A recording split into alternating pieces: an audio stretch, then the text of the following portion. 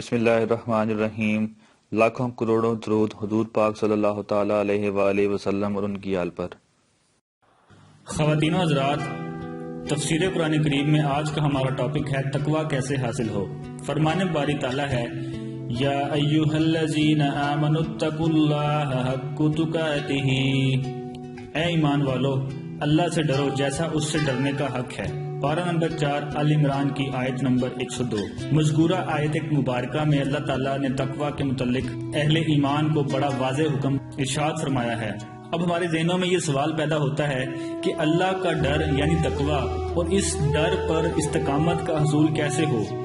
بنیادی بات یہ ہے کہ جب انسان اپنے نفس کی مخالفت میں اس بات کا پختہ ارادہ کر لے کہ نفس کو گناہوں سے باز رکھے گا، نیز گناہوں کے ساتھ ساتھ ضرورت سے زائد حلال اشیاء کے استعمال سے بھی بچ کر رہے گا، آنکھ، زبان، شرمگاہ اور دل الغرض تمام اعضاء کے معاملے میں اللہ تعالیٰ سے ڈرے گا تو انشاءاللہ اسے تقوی حاصل ہو جائے گا، جس کا اہل ایمان سے مطالبہ کیا گیا ہے۔ انسانی جسم میں چند اعضاء کو بڑی بنیادی اور اصولی حیثیت حاصل ہے، مثلا آنکھ، کان، دل، زبان وغیرہ، کیونکہ بالواسطہ یا بلا واسطہ کئی گناہوں کا ارتکاب انہی اعضاء سے ہوتا ہے۔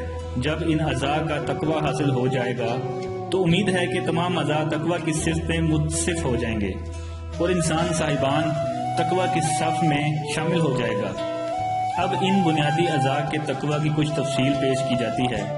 سب سے پہلے آنکھ۔ بے شک آنکھ ہر فتنے اور آفت کے وقوع پذیر ہونے کا سبب بنتی ہے۔ آنکھ کے تقوی کے حصول کے بارے میں دو بنیادی اسلامی تعلیمات پیش خدمت ہیں۔ نمبر 1، فرمان باری تعالیٰ ہے مسلمان مردوں کو حکم دو کہ اپنی نگاہیں نیچی رکھیں اور اپنی شرمگاہوں کی حفاظت کریں، یہ ان کے لیے زیادہ پاکیزہ ہے، بے شک اللہ ان کے کاموں سے خبردار ہے۔ پارہ نمبر 18 النور کی آیت نمبر 30۔ یہ حکم الہی مختصر ہے مگر اختصار کے باوجود اس میں دو نہایت خوبصورت معنی موجود ہیں۔ اول یہ کہ اس میں ادب اور بہترین تہذیب سکھائی جا رہی ہے کہ مومنین کو چاہیے کہ اپنی نگاہوں کو کچھ نیچا رکھیں۔ دوسرا معنی یہ ہے کہ اس آیت میں اس چیز سے بھی خبردار کیا جا رہا ہے کہ یہ ان کے لیے بہت ستھرا ہے، نیز نیکیوں کو بڑھانے اور زیادہ کرنے والا ہے۔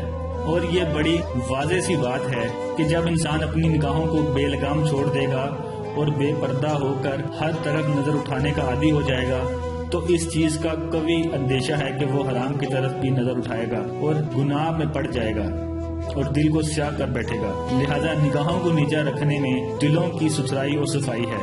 لطیف مشورہ۔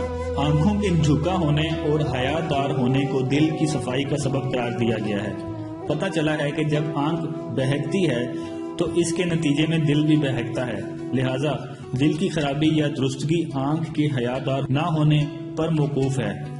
مروی ہے کہ بندہ کبھی ایسی نظر اٹھاتا ہے کہ دل ایسا بگڑ جاتا ہے کہ جیسے کھال بگڑ جاتی ہے، اب اس کھال سے کوئی فائدہ نہیں اٹھایا جا سکتا۔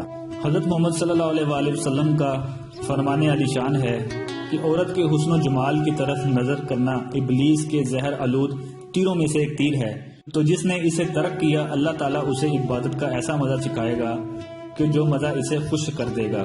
نوادر الاصول کی حدیث نمبر 1287۔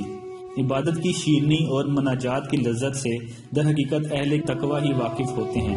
چونکہ آج کل تقوی کا فقدان ہے اس لیے عبادت میں لذت اور سوز نہیں ہے۔ مذکورہ حدیث پاک میں اس نعمت کو پانے کا مجرد نسخہ عطا کر دیا گیا ہے، لہٰذا جو شخص اپنی عبادت میں لطف پانا چاہتا ہے وہ حدیث مبارکہ پر عمل کرے تو یقیناً ایسی حلاوت پائے گا جو اس سے قبل اس نے کبھی محسوس نہ کی ہوگی۔ خلاصہ کلام یہ ہے کہ تقوی جیسے نازک خزانے کے حصول کے لیے اپنی آنکھوں کو حرام کی آلودگی سے بچانا لازمی ہے۔ کان۔ فحش اور فضول گفتگو سننا دل میں وساوس پیدا کرنے کا موجب ہے اور انہی وسوسوں کے نتیجے میں ہمارے بدن میں اضطراب، بے چینی، عبادت میں دل نہ لگنے کی سنگین صورتحال پیدا ہوتی ہے۔ اس کو دوسرے انداز میں یوں سمجھیے کہ کان میں پڑھ کر دل میں اترنے والی گفتگو پیٹ میں جانے والے کھانے کی طرح ہوتی ہے، بلکہ اس سے بڑھ کر ہے۔ گفتگو کی تاثیر کھانے کے مقابلے میں دیرپا یعنی زیادہ دیر باقی رہتی ہے، کیونکہ کھانا تو چہل قدمی اور نیند کے سبب ہضم ہو کر معدے سے خارج ہو جاتا ہے، مگر اس کے برعکس دل میں داخل ہونے والی گفتگو بعض اوقات پوری زندگی کے لیے سائم یعنی سننے والے کے ذہن میں راسخ اور مرتسم یعنی مضبوط اور نقش ہو جاتی ہے جسے وہ بھول نہیں پاتا۔ اگر وہ نقوش بری باتوں پر مشتمل ہو تو انسان کو عیب دار کرتے اور برے خیالات لانے کا سبب بنتے ہیں۔ لہذا تقوی کے حصول کے لیے کانوں کو بری اور فضول باتوں سے بچانا از حد ضروری ہے۔ زبان۔ ایک صحابی رضی اللہ عنہ نے حضور انور صلی اللہ تعالیٰ علیہ وآلہ وسلم کی بارگاہ میں حاضر ہو کر عرض کی، آپ مجھ پر سب سے زیادہ کس چیز کا خوف رکھتے ہیں؟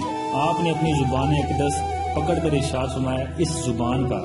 ترمذی شریف کی حدیث نمبر 2418۔ زبان ہی انسان کو ہلاکت کے دہانے پر پہنچا دیتی ہے اور یہی زبان انسانی کامیابی کا بھی سبب بنتی ہے۔ جنت میں داخل ہونا ہو یا جنت کا ایندھن بننا ہو، اس زبان کا ہر دو طرح کے معاملے میں نہایت کلیدی کردار ہے۔ ہم یہاں زبان کے متعلق چند مدنی پھول پیش کرتے ہیں تاکہ تقوی کے حصول میں زبان کے کردار کی اہمیت واضح ہو۔ نمبر 1، تمام اعضاء کا درست اور نادرست رہنا اسی زبان پر موقوف ہے۔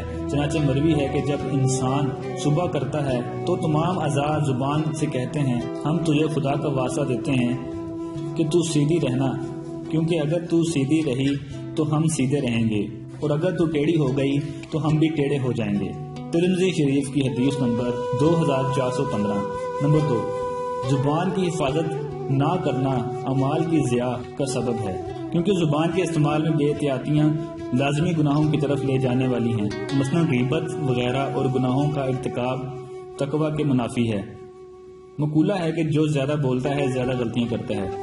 نمبر 3، زبان کی حفاظت سے عزت و شان برقرار رہتی ہے۔ ایک بزرگ کا قول ہے، اپنی زبان کو اتنا دراز مت کرو کہ تمہاری عزت و شان خراب ہو جائے۔ نمبر 4، اخروی انجام کو یاد کر کے زبان کو تقوی کی عادت ڈالیے۔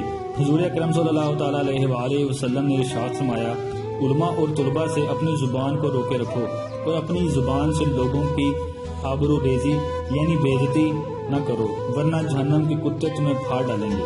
الترغیب والترہیب کی حدیث نمبر 59۔ اللہ تعالیٰ سے دعا ہے کہ ہمیں بھی متقین کے صدقے اہل تقوی میں سے بنائے اور حضرت محمد صلی اللہ تعالیٰ علیہ وآلہ وسلم کے پیچھے پیچھے جنت میں داخلے کی سعادت نصیب فرمائے، آمین آمین آمین۔ جزاک اللہ۔ اگر آپ کو ہماری ویڈیو پسند آئی ہے تو اپنے دوستوں کے ساتھ شیئر کیجیے اور مزید اچھی ویڈیوز کے لیے ہمارا چینل سبسکرائب کیجیے۔